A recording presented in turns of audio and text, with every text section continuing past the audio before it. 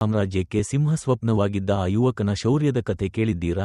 ಮರಣಕ್ಕೂ ಹೆದರದ ಆತನೊಬ್ಬ ಹೇಗೆ ಇಡೀ ರಾಷ್ಟ್ರಕ್ಕೆ ಸ್ಫೂರ್ತಿಯಾದ?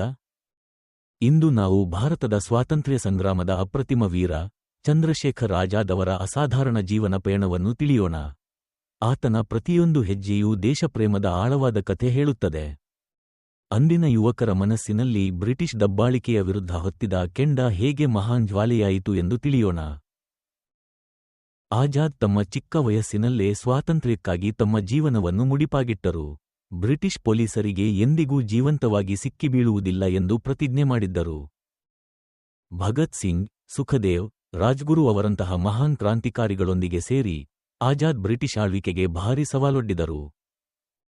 ತ್ಯಾಗ, ಧೈರ್ಯ ಮತ್ತು ಅಚಲ ದೇಶಭಕ್ತಿಯ ಪ್ರತೀಕವಾದ ಅವರ ಬದುಕು ಅಂದಿನ ಯುವಕರಿಗೆ ಮತ್ತು ಇಂದಿನ ನಮಗೆಲ್ಲ ಒಂದು ಮಹಾನ್ ಪಾಠ.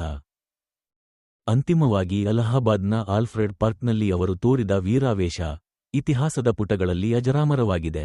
ಅವರ ಹೋರಾಟ ಎಂದಿಗೂ ಮರೆಯುವಂತಿಲ್ಲ. ನಿಮಗೆ ಮತ್ತೆ ಯಾರಾರು ಇತಿಹಾಸದ ವಿರಳುಗಳ ಹೆಸರಿನ ಮಾಹಿತಿ ಬೇಕು ಅಂದ್ರೆ ಕಮೆಂಟ್ ಮಾಡಿ ಮತ್ತು ನಮ್ಮ ಚಾನಲನ್ನು ಲೈಕ್ ಅಂಡ್ ಸಬ್ಸ್ಕ್ರೈಬ್ ಮಾಡಿ. ಬ್ರಿಟಿಷ್ ಸಾಮ್ರಾಜ್ಯಕ್ಕೆ